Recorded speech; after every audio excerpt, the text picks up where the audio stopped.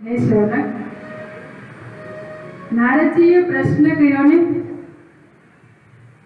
એટલે સનકાદિકોએ કીધું કે નારદ કે એવા એક આત્માની કથા છે ને સાંભળવું, તને એ કથા સંભળાવું છું કે તુંગભદ્રા નદીના કિનારે આત્મદેવ નામનો એક બ્રાહ્મણ રહેતો. પણ એ બ્રાહ્મણ એટલો બધો ધર્મનિષ્ઠ અને ધનાઢ્ય હતો કે એને ત્યાં ભગવાને બધી જ વાતે સુખ આપ્યું, પણ એક શેર માટીની ખોટ આપી. એટલે શાસ્ત્રોમાં જેટલા જે કઈ ઉપાય બતાવ્યા ને બધા જ કર્યા, પણ એના મનની ઈચ્છા પૂર્ણ ન થઈ. એટલે એક દિવસ જીવનથી હારી ગયો અને વિચાર કર્યો કે ઓ ભગવાને મને બધું જ સુખ આપ્યું, પણ આ સુખનો કોઈ પાછળ ભોગવનાર ન આપ્યો તો આ સુખ મારા જીવનને શું કામનું. એટલે ઘર છોડી અને જંગલમાં દૂર દૂર એક સરોવર હતું. સરોવરના કિનારે આવીને બેઠો, વિચાર કરે કે હવે આ જીવનને હું ટૂંકાવી દઉં. કે ભગવાને મને સુખ આપ્યું છે, પણ મારું જે સુખ આજ મને દુઃખરૂપ લાગી રહ્યું છે, કારણ કે ભગવાને સુખ આપ્યું પણ પાછળ કોઈ વારસદાર નથી, તો આ સુખને શું કામ. એટલે સરોવરના કિનારે આવી આંખોમાંથી આંસુ વહાવતો ભગવાનને પ્રાર્થના કરી રહ્યો છે. ત્યાં ભગવાનની કૃપાથી કોઈ સંત આવ્યા. સંતે જોયું સરોવરના કિનારે બેઠેલો એક આત્મદેવ નામનો બ્રાહ્મણ આંખમાંથી આંસુ વહાવી રહ્યો છે અને ઉદાસ ચહેરે બેઠો છે. સંતે વિચાર કર્યો કે આ કોઈ દુખી થયેલો અને સંસારથી હારી ગયેલો આત્મા છે અને સરોવરના કિનારે નક્કી પોતાનું જીવન ટૂંકાવવા માટે બેઠો છે. સંતે પાસે આવી આત્મદેવના મસ્તક ઉપર હાથ મૂકીને કીધું, ભાઈ કેમ આટલો બધો દુઃખી છો? સંસારમાં કઈ એવું દુઃખ આવી પડ્યું છે? આવા શબ્દ જ્યાં ત્યાં તો આત્મદેવનો કંઠ છૂટો થઈ ગયો. સંતના ચરણમાં મસ્તક નમાવીને ચોધાર આંસુએ ધ્રુસકે રડવા લાગ્યો. પેલા સંત કે અરે ભાઈ, આટલું બધું રુદન કરે છે, તારે એટલું બધું શું કમનું દુઃખ આવ્યું? મહાત્માને કહે છે કે સાધુ, તમને ખબર નથી સંસારીના જીવનમાં દુઃખ આવે ત્યારે કેવા દુઃખ આવે છે. સંત કે ભાઈ, એનું નામ જ સંસાર છે. સુખ ને દુઃખ થી ભરેલો જે દરિયો છે ને એ જ સંસાર છે ને એમ કઈ સંસારથી હારી જવાય? તને એવુંથી શું દુઃખ આવ્યું છે કે તું આજ એટલું બધું રડી રહ્યો છે? આત્મદેવ કે મહાત્માજી, મારે ત્યાં ભગવાને કોઈ સુખની કમી રાખી નથી. દુનિયામાં કોઈની પાસે ન હોય ને એટલું મારે ત્યાં સુખ છે. સંપત્તિનો પાર નથી, વૈભવનો પાર નથી, પણ મારે ત્યાં કઠણાઈ એટલી છે, ભોગવનાર કોઈ નથી. આજ મારું જ સુખ મને ઝેર જેવું લાગે છે ને, એટલે આજ મૃત્યુને કિનારે આવીને બેઠો છું. સંત મહાત્મા કે ભાઈ, ભગવાને આટલું સુખ આપ્યું છે તો એક દુઃખની રેખા સાધુ આવું જીવન ટૂંકાવવા માટે તું અહીં આવ્યો છે? આત્મદેવ કે મહાત્માજી, મને એ સુખ મને દુઃખરૂપ લાગે છે એટલે આવ્યો છું. હવે મને જીવન જીવવામાં સાર નથી. આજ ભગવાને કૃપા કરી કે છેલ્લા તમારા દર્શન થઈ ગયા, બહુ સારું થયું કે મૃત્યુની સમયે મને સંતના દર્શન તો થયા. સંત કે ભાઈ, માણસનો દેહ છે ને એ મોક્ષ મેળવવા માટે છે. આ તો કોઈ માણસ વિદેશ રહેતા હોય ને તો એનો દેશમાં કઈક નાનો એવો આશરો હોય અને કઈક વ્યવહારિક કામ માટે આવ્યા હોય તો પોતાના ઘરે એ વિશ્રાંતિ લેવા માટે રાત બે રાત વિસામો કરવો હોય તો ઘરની સફાઈ તો કરે ને, કઈ આવી સીધા નિવાસ કરીને સુઈ ન જાય. એમ સંસારમાં આવ્યા હોય ને તો તો આ સંસારના વ્યવહારમાં જોઈતા પૂરતા કામ કરવાના હોય, મુખ્ય હેતુ તો મોક્ષ મેળવવાનો હોય છે. માણસનો દેહ ભગવાન જેને જેને આપે છે ને એને માત્ર ને માત્ર મુક્તિ મેળવવા માટે આપે છે. માટે મોક્ષ કરી લે, ભગવાનને રાજી કરી લે, ભગવાનનું ભજન કરી અને આ ભવને પાર ઉતરી જા, જીવનને ટૂંકાવવાનો પ્રશ્ન છોડી દે. આત્માદેવ કે મહાત્માજી તમે સાધુ થયા ને એટલે તમને આ બધી વૈરાગની વાતો આવડે. એકવાર સંસારમાં આવી જુઓ, ખબર પડે કે સંસારમાં કેવી સ્થિતિ હોય.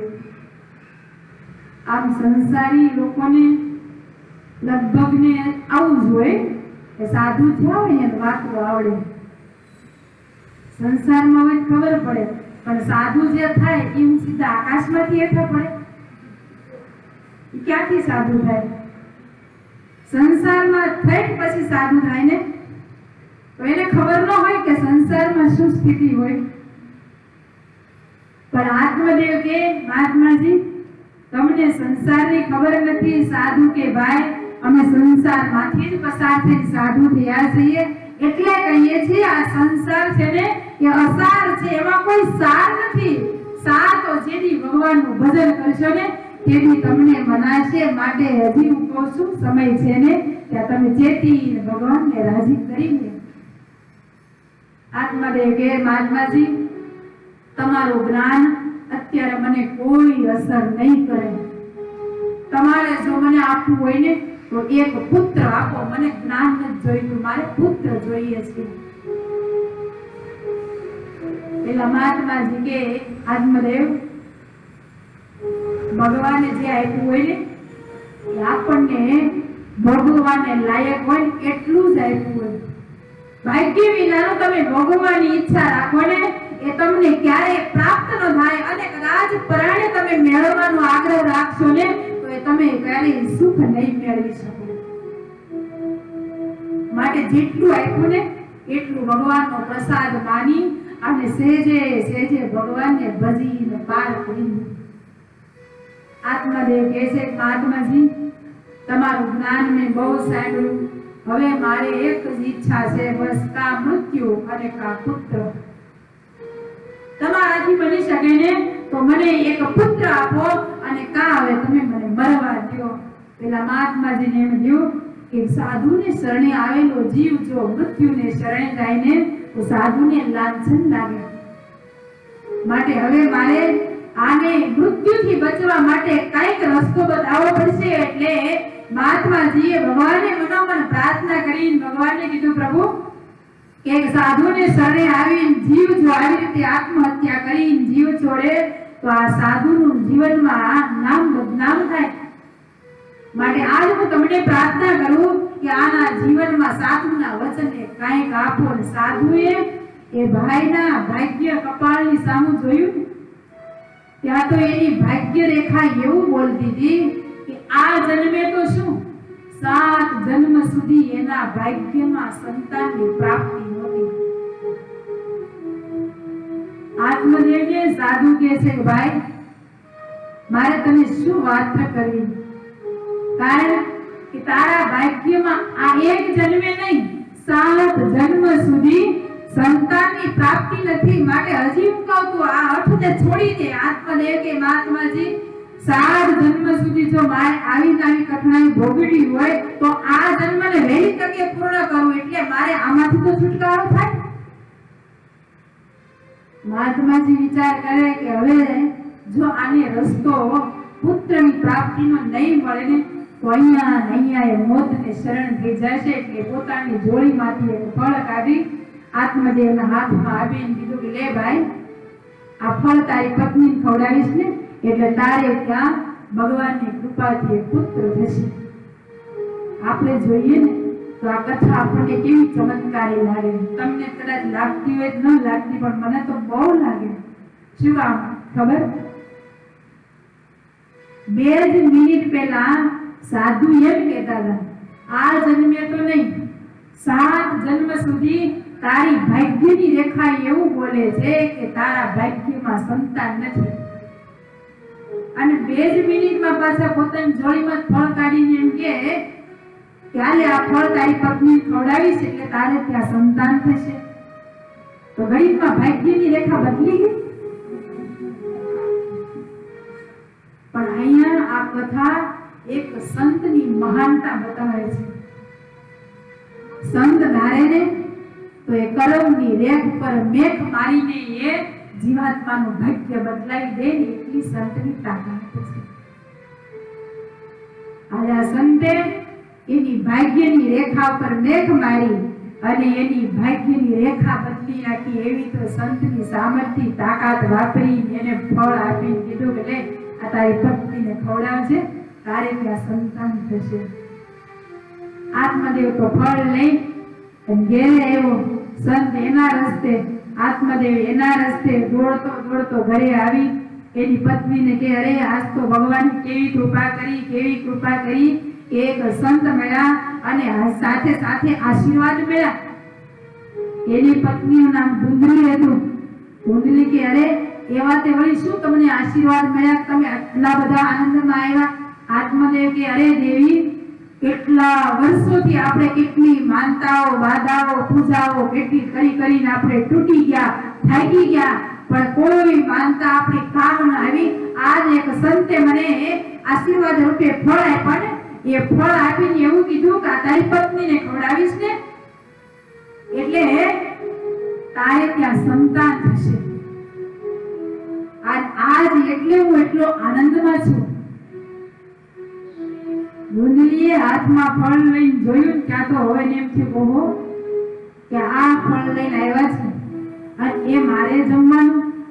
ફળ ખાઈ છે એટલે સગર્ભા બનવાનું અને 9 મહિના સુધી પરાધીન રહેવાનું. અને ભાગવતજીમાં તો એવા શબ્દ આવે છે કે આજની કોઈ પણ નારી આવા હલકા વિચાર ન કરે, એવા વિચાર આ ધુંધલીએ કર્યા છે. એટલી હજે વિચાર કરે છે કે કદાચ મારા ઘરમાં આગ લાગી હોય અને હું સગર્ભા હોય, ભાગવાન થઈ હોય, મારે ક્યાં જવું? આવા વિચાર કોઈ કરે? પણ શાસ્ત્રો એવું આપણને સમજાવે આ જીવાત્માના જ્યારે પાપ પૂર્ણપણે પરાકાષ્ઠાએ પહોંચે ને ત્યારે એના વિચારમાં આવા કુવિચાર પેશે. પાપ પાકે ને ત્યારે માણસની મતિ ફરે અને મતિ ફરે ત્યારે એને આવા હલકા વિચાર આવે. અને જ્યારે આપણા પુણ્ય પાકે ને ત્યારે આપણને પવિત્ર વિચાર આવે. પવિત્ર વિચાર આવે ને ત્યારે જ આપણાથી આવા સરસ આયોજન થાય અને આપણાથી કથા સાંભળવા માટે મન લલચાય. પુણ્ય વિના કોઈ તમારાથી કોઈ એવી તાકાત નથી વાપરી શકાતી કે તમે સત્કર્મ કરી શકો. આ જગતની ગમે એવી શક્તિ હોય, ગમે એવી સંપત્તિ હોય, પણ જો એ પાપની ભેગી થયેલી હોય ને તો એનાથી એક પણ તલ જેટલું સત્કર્મ ન થઈ શકે.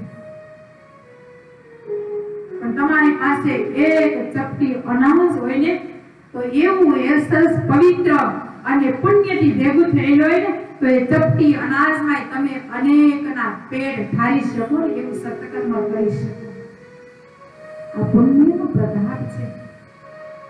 આ ધુંધલીને એટલા હલકા વિચાર આવે છે, પણ ધુંધલી હાથમાં ફળ લઈને વિચારે ચડી. આત્મદેવ વિચારો પવિત્ર છે, એને ખબર નથી કે આ મારી પત્ની કુવિચાર કરી રહી છે. આત્મદેવને કહે છે અરે આ સંત મહાત્માએ ફળ આપ્યું છે તો ફળ તો કંઈક આપણે વિધિ કરીને જમવું જોઈએ.